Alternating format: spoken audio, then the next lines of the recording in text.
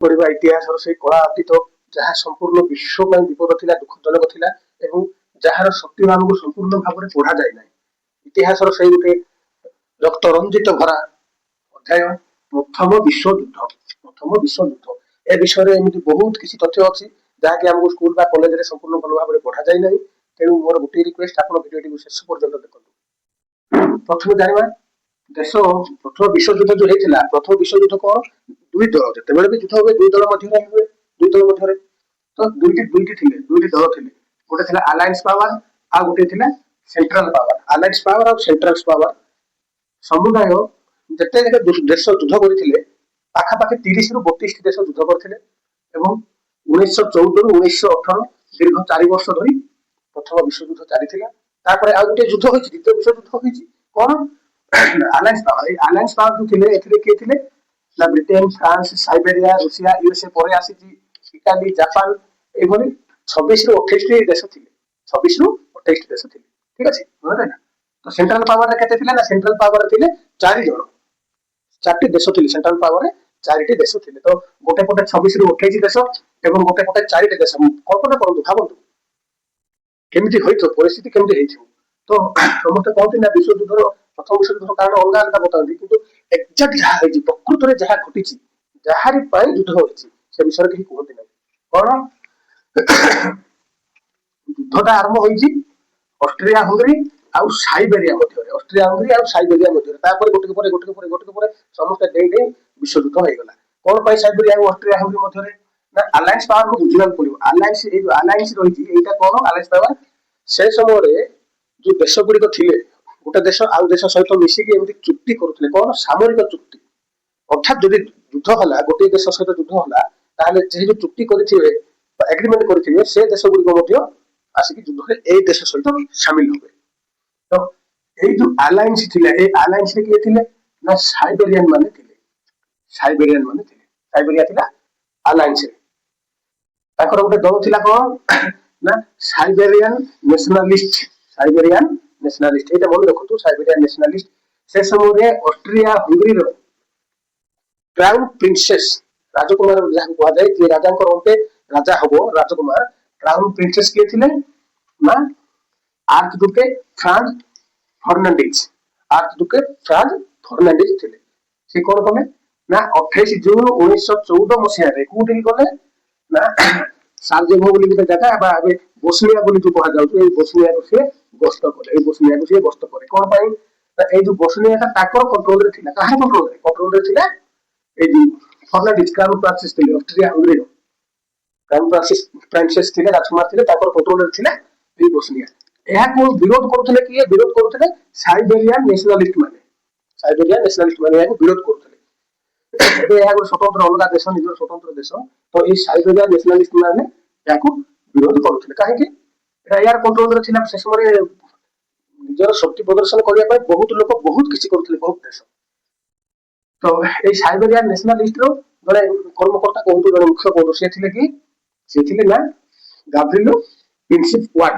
তাଙ୍କର ନା ପ୍ରିନ୍ସିପ ward, ଗାଭ୍ରିଲୋ ପ୍ରିନ୍ସିପ ward. ସେ ଥିଲେ ସାଇବେରିଆନ ନ୍ୟାସନାଲିଷ୍ଟର ବ୍ଲାକ ହ୍ୟାଣ୍ଡ ବୋଲି ଯାହାକୁ କହିବା। ବ୍ଲାକ ହ୍ୟାଣ୍ଡ ଭାବିନିଅନ୍ତୁ, ଏବେ ଯେମିତି ଆଇଏସଆଇଏସ ଅଛି, ସେମିତି ବ୍ଲାକ ହ୍ୟାଣ୍ଡ ଥିଲେ। ସିଏ କଣ କଲେ ନା ଏ ଯୋଉ କ୍ରାଉନ ପ୍ରିନ୍ସେସ ଥିଲେ ତାକୁ ହତ୍ୟା କଲେ। ଗୋଟିଏ ଗୁଳି, ଖେଳ ଶେଷ।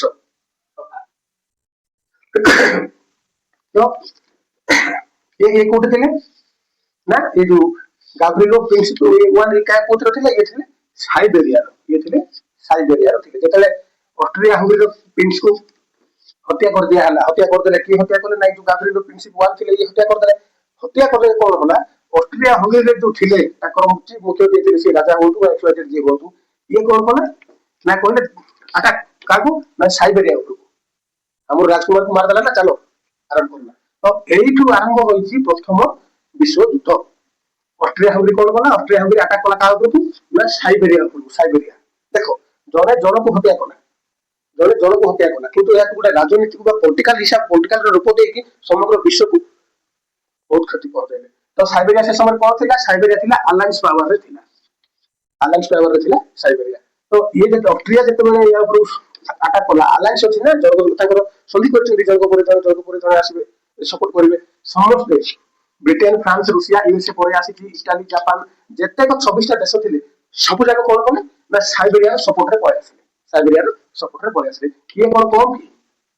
ଇଏ ଗୋଟେ କମ ନୁହଁ।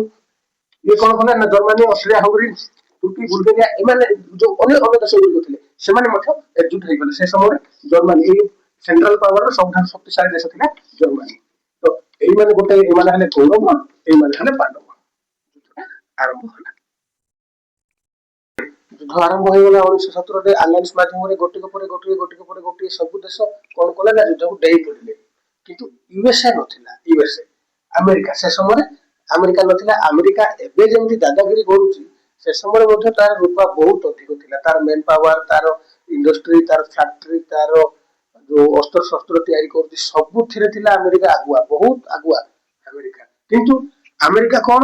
America world war first world ପ୍ରଥମ ବିଶ୍ୱଯୁଦ୍ଧକୁ ଆସିନଥିଲା, ଏଣ୍ଟ୍ରି କରିନଥିଲା। ରୁଷିଆ, ବ୍ରିଟେନ ଏସବୁ ଲାଗି ପଡିଥିଲେ ଯୁଦ୍ଧକୁ, ଆଲାଏନ୍ସ ପାୱାରରେ ଲାଗିଥିଲେ। କିନ୍ତୁ ଆମେରିକା ଆଲାଏନ୍ସ ପାୱାର ନଥିଲା। ଆମେରିକା ଆଲାଏନ୍ସ ପାୱାର ନଥିଲା। ସେ ତା ମଧ୍ୟରେ ମଧ୍ୟ ସୁପର ପାୱାର ଥିଲା। କିନ୍ତୁ ଆଲାଏନ୍ସରେ କେମିତି ଯୋଗ ଦେଲା ଏବଂ ଆଲାଏନ୍ସରେ ଯୋଗ ଦେବା ପରେ ହିଁ ବିଶ୍ୱଯୁଦ୍ଧଟା ଶେଷ ହୋଇଛି। ଏଟା କେମିତି ନା ଜର୍ମାନୀ କଣ କଲା? ଜର୍ମାନୀ କଣ କଲା? ନାଭାଲ ବ୍ଲକେଜ ନେଭି ମାଧ୍ୟମରେ ଯେମିତି ଆମେ ଗାଁ ଗହଳିରେ ଆମେ ଯେମିତି ଝଗଡା ହେଲେ ବାଧା କରିଦଉଛୁ ଏଇ ରାସ୍ତାରେ ତମେ ଯାଇପାରିବନି, ସେମିତି ଜର୍ମାନୀ କଣ କଲା ନା ବ୍ରିଟେନରେ ସେ ସମୟରେ ଯୋଉ ଅସ୍ତ୍ରଶସ୍ତ୍ର ଜାହାଜ ଥିଲା ବ୍ରିଟେନ ଆଉ ଖାଦ୍ୟ ଯୋଉ ଜାହାଜରେ ଯାଉଥିଲା ସେଇ ଜାହାଜକୁ କଣ କଲା ନା ବ୍ଲକେଜ ଅଟକେଇଲା। କାହିଁକି? ଜର୍ମାନୀ ଆଉ ବ୍ରିଟେନ ସାମ୍ନା ସାମ୍ନି ଯୁଦ୍ଧ କରିପାରୁନଥିଲେ। ତ ଜର୍ମାନୀ ଗୋଟେ ଷ୍ଟ୍ରାଟେଜି ଆପଣେଇଲା। କଣ ନା ତା ବ୍ରିଟେନର ଯୋଉ ଜାହାଜ ଅଛି, ଜାହାଜ ଯୋଉଥିରେ ବ୍ରିଟେନ ନିଜ ଦେଶ ପାଇଁ ସୈନିକ ମାନଙ୍କ ପାଇଁ ଖାଦ୍ୟ ଅସ୍ତ୍ରଶସ୍ତ୍ର ସବୁ ନେଉଥିଲା ତାକୁ ଅଟକେଇଲା। କେମିତି? ଜର୍ମାନୀ ତା ନେଭି ସେ ସମୟରେ ଏତେ ମଧ୍ୟ ଜର୍ମାନୀ ପାଖରେ ନେଭି ନଥିଲା କିନ୍ତୁ ସେ ବୋଟ ବ୍ୟବହାର କଲା। ବୋଟ ତ ଯାହା ଫଳରେ ଆଲାଏନ୍ସ ପାୱାର କଣ ହେଲେ ନା କିଛି ମାତ୍ରାରେ ଦୁର୍ବଳ ହେଇ ପଡିଲେ। ଆଲାଏନ୍ସ ପାୱାର ଯୋଉ ଥିଲେ, ଆଲାଏନ୍ସ ପକ୍ଷରେ ଯୋଉ ଦେଶ ମାନେ ଥିଲେ କିଛି ମାତ୍ରାରେ ଅଳ୍ପ ବହୁତ କ୍ଷତିଗ୍ରସ୍ତ ହେଲେ। ଖାଦ୍ୟ ଆଉ ଅସ୍ତ୍ରଶସ୍ତ୍ରର ଅଭାବ। ଏହାର ଜିମ୍ମେଦାର କିଏ ଥିଲା? ବ୍ରିଟେନ। ବ୍ରିଟେନ ଏସବୁ ଖାଦ୍ୟ ଅସ୍ତ୍ରଶସ୍ତ୍ର ଯୋଗାଉଥିଲା କାହାକୁ? ଆଲାଏନ୍ସ ପାୱାରକୁ। ତ ଏଇଠି ଗୋଟେ ଭୁଲ କରିଦେଲା ମୂର୍ଖ ଏଇ ଜର୍ମାନୀ। ଏଇଠି ଗୋଟେ ଭୁଲ କରିଦେଲା କଣ ନା ଆମେରିକାର ଯୋଉ ଜାହାଜ ଥିଲା ଆମେରିକାର, ତାର ନାଁ ହଉଛି ଲୁଷ୍ଟିନିଆ ଶିପ୍। ସେ ଶିପ୍ କୁ କଣ କଲା 1915 ମସିହାରେ ଯୁଦ୍ଧ ଆରମ୍ଭ ହୋଇଛି 1915 ମସିହାରେ ତାକୁ ବୋମା ମାରିକି ଉଡେଇଦେଲା ଜର୍ମାନୀ। କାହାର ଜାହାଜ ବ୍ରିଟେନର ଜାହାଜ ବୋଲି ଭାବିକି ଉଡେଇଦେଲା। ଯାହା ଫଳରେ ଆମେରିକାର ବହୁତ ଲୋକ ମରିଗଲେ। ଆମେରିକା ସିଟିଜନ ବହୁତ ଲୋକ ମରିଗଲେ। ଏଟା କେବେ ନା 1915 ମସିହାରେ ଜର୍ମାନୀ କଣ କଲା ନା ଆମେରିକାର ଗୋଟେ ଶିପ୍ ଉଡେଇଦେଲା। ଏମିତି ବି ବହୁତ ଗୁଡିଏ କାରଣ ଅଛି ଜର୍ମାନୀ ଆମେରିକାକୁ ହିଂସା କରୁଥିଲା ବା ଆମେରିକା ଉପରେ କ୍ରୋଧ ଥିଲା।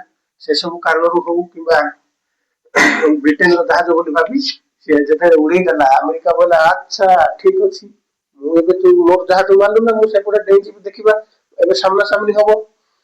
ଆମେରିକା 1915ରେ ଉଡେଇଛି କିନ୍ତୁ 1917 ମସିହାରେ ଆମେରିକା ଯୋଗ ଦେଲା କୋଉଠି ନା ଆଲାଏନ୍ସ ପାୱାରରେ।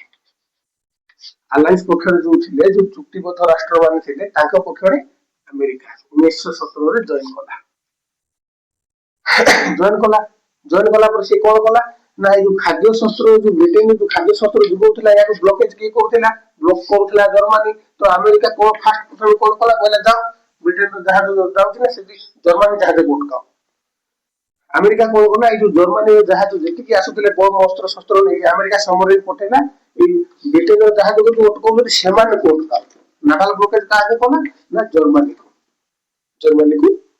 ବ୍ଲକ କରିଦେଲା। ୟୁଏସଏ ଆଉ କେହି କରିପାରିନଥିଲେ, ୟୁଏସଏ କଲା। ତ ଏଇଠି କଣ ହେଲା ଜର୍ମାନୀ ଭିତରେ ଦେଶ ଭିତରେ ବିଦ୍ରୋହ ଦେଖାଦେଲା, ଅର୍ଥନୈତିକ ସଂକଟ, ଖାଦ୍ୟ ସଂକଟ ଏସବୁ ବହୁତ ଗୁଡି ଆସିଲା। ମନେ ରଖନ୍ତୁ ଯେତେବେଳେ ଯୁଦ୍ଧ ହଉଛି, ଯୁଦ୍ଧରେ ତ ସୈନିକ ମାନେ ଯୁଦ୍ଧ କରୁଛନ୍ତି କିନ୍ତୁ ତାର ଇମ୍ପାକ୍ଟ ତାର ରିଜଲ୍ଟ ଦେଶ ଭିତରେ ମଧ୍ୟ ବହୁତ ପଡେ। ତ ଇକୋନୋମି ଉପରେ ଯେତେବେଳେ ବି ଯୁଦ୍ଧ ହୁଏ ଇକୋନୋମି ଉପରେ ଡାଇରେକ୍ଟ ପ୍ରଭାବ ପଡେ। ଡାଇରେକ୍ଟ ଇନଡାଇରେକ୍ଟ ଯାହା ବି ହଉ ଇକୋନୋମି तो जर्मनी देश भीतर विद्रोह गला सहजते बाहर ये लड़ुची युद्ध लड़ुची अर्थनैतिक इकोनोमी जिते डाउन हो गला जर्मनी सरेंडर कला जर्मनी को सेंट्रल पावर मध्य जो 4-5 देश थे कौन बोले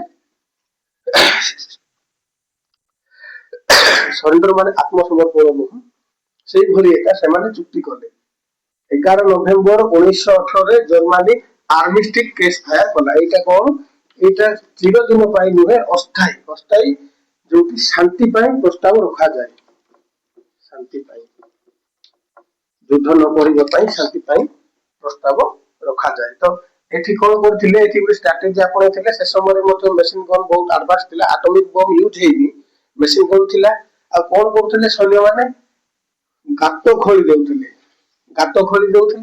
गात भीतर ऊपर किछि घोड़ाई देउथिले जहाँ फल सेना दौड़ी दौड़ी जाई देश में युद्ध करुवे गन चलाउथिबे गात भीतर पड़गले कौन करुथिले एक तो बम मार दउथिले नचेत पॉइजन गैस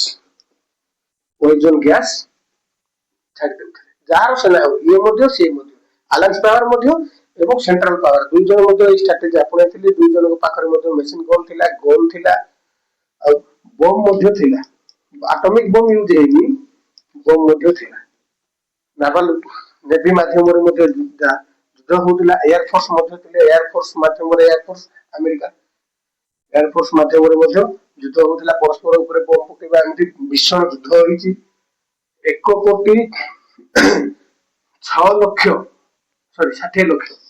1,60,00,000 लोक प्रथम विश्वयुद्ध मरी 1,60,00,000 लोक प्रथम विश्वयुद्ध मृत्युवरण कर गोटे आर्मी थिले 6-7 लाख जनसाधारण थे 2 कोटी आहत 2 कोटी आहत अल्प बहुत होती 1,60,00,000 और 6-7 लाख लोक कौन होती भिन्नक्षम भिन्नक्षम माने एते भीषण युद्ध